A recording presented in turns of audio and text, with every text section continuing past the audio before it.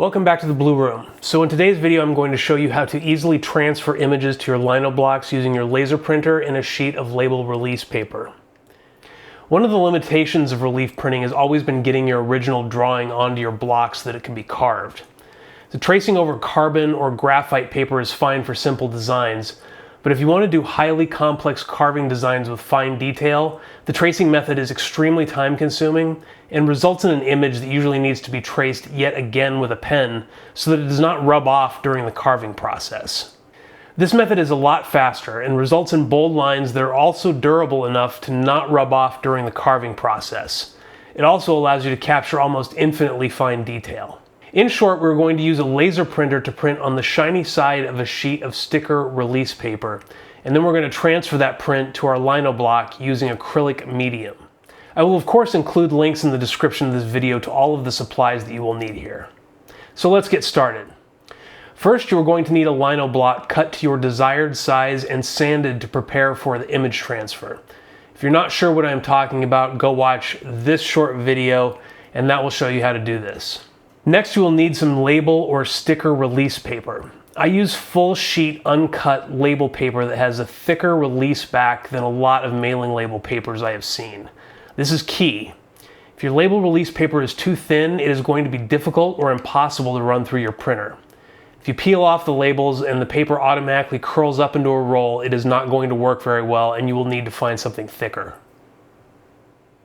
You will also need a laser printer.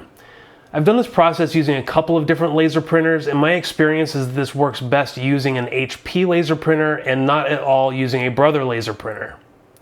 Brother printers are great at printing on paper. They are cheap, they're built like tanks, and they'll accept just about any kind of toner cartridge that you stick in them. However, if you try to print on sticker paper, the toner will not stick to the paper. So you'll spend the rest of the day cleaning half-cooked toner sludge off of your fuser and any other surface that you can reach in your printer. No one who shows this method on YouTube that I have seen really goes into detail about exactly which printer they are successfully using to accomplish this method.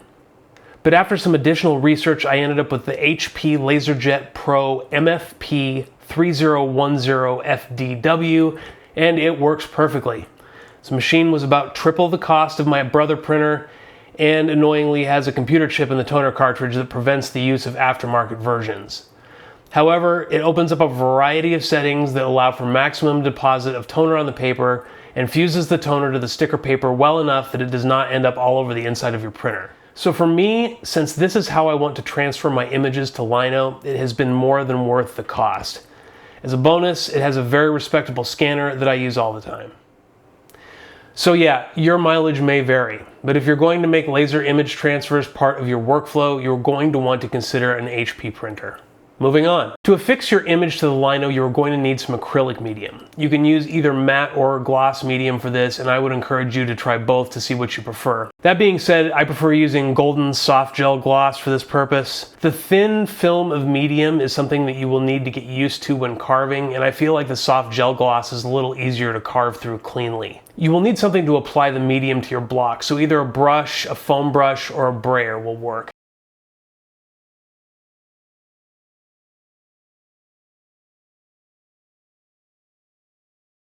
Then you're going to need something to remove bubbles, wrinkles, and excess gel medium underneath the print. I use a vinyl graphics squeegee card, but any stiff plastic card will work fine. And finally, you will need some weight to keep the assembly flat while it dries. A pile of books, for instance. Once your image is transferred, the final step is to stain your block so that it is easier to keep track of where you are at while you are carving. For this, you will need some cheap, medium body tube acrylic paint in a color that you can tolerate during long carving sessions. You're also going to need a rag and a little water. It is a good idea to include a bounding box around your image to assist with registering it centered on your block. In this demo, I'm printing on a 4x6 inch block, and so I have put a 1.4 1/4 by 6 1/4 inch bounding box around my image that is flush with the bottom left corner. This way, you can line up the corner of the image to center it on the block and have a little overhang around the top and right of the block so that you're not touching the toner. This also gives you a little tab to lift when everything is dry to make it easier to remove the paper from the block. Before we print our image onto the sticker paper, we want to make sure that we are giving our printer the instructions that will give it the best chance of success in laying down the heaviest deposit of toner possible. When you print, go into your printer setup settings and select best quality and extra heavyweight paper. This will ensure maximum toner deposit on your sticker paper, which will translate into the best transfer. Now peel the label off of your sticker paper, exposing the shiny release side. Load this sheet shiny side up in your printer's paper tray on top of a stack of normal printer paper. In this case, I'm going to put another sheet of plain paper on top of the sticker paper and print an extra copy on regular paper. This ensures that the fuser and the drum and everything else in the printer is warmed up to operational temperatures before printing on the sticker paper.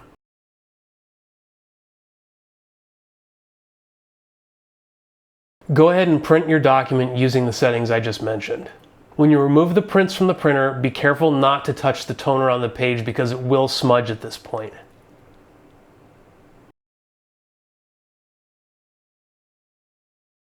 If you've included a bounding box like I discussed earlier, trim your print to the lines, being mindful not to touch the image you want to transfer.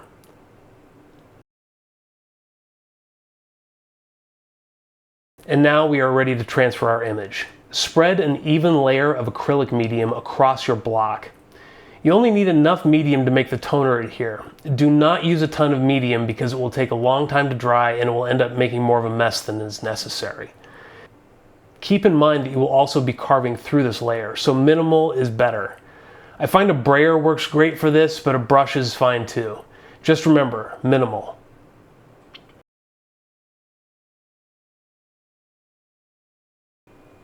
Now carefully place your image toner side down on the block.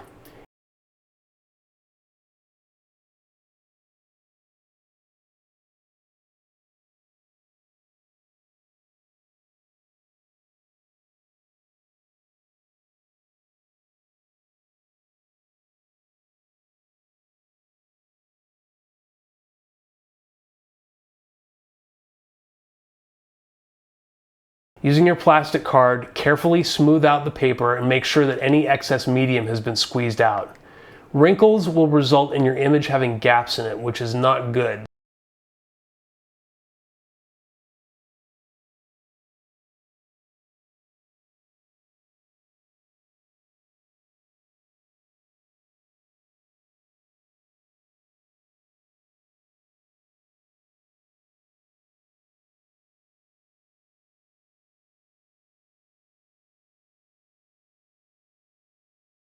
Take your time and make sure that when you are done, the sticker paper is 100% dead flat against the block.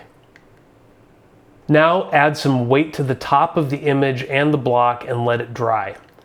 I have had successful transfers after an hour, but really this is rushing it. It is the best practice to let the medium cure overnight.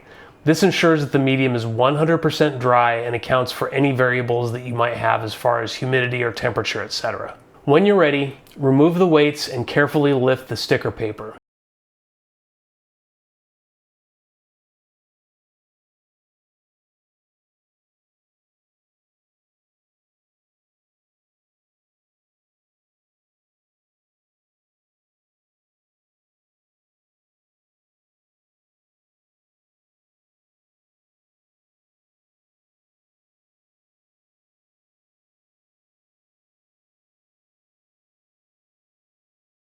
Your image will now be transferred to the block.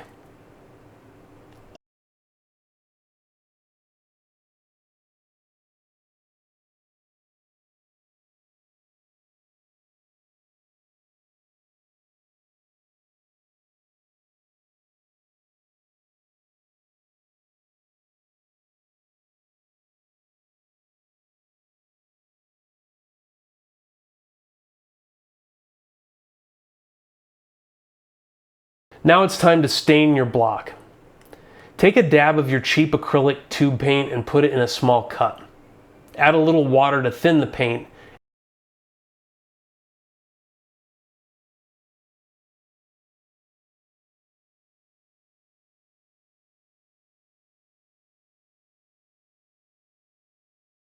and start applying it to the block with a scrap rag. Keep adding paint and water to get good coverage across your block. This will make the carving process a lot easier than if you had proceeded without staining the block first. Everyone has forgotten this step at some point, and it makes keeping track of where you are at very challenging, particularly when it comes to tiny details. Now let the block dry completely. Usually 30 minutes should be more than enough. Once the block no longer feels cool to the back of your hand, it is dry and ready to be carved. We won't be showing this here, but once you're done with your carving, you're going to want to remove any remaining acrylic medium from your block prior to inking up and printing. For that, you will need some acetone and a rag. Put a little acetone on your rag and give the block a good scrub.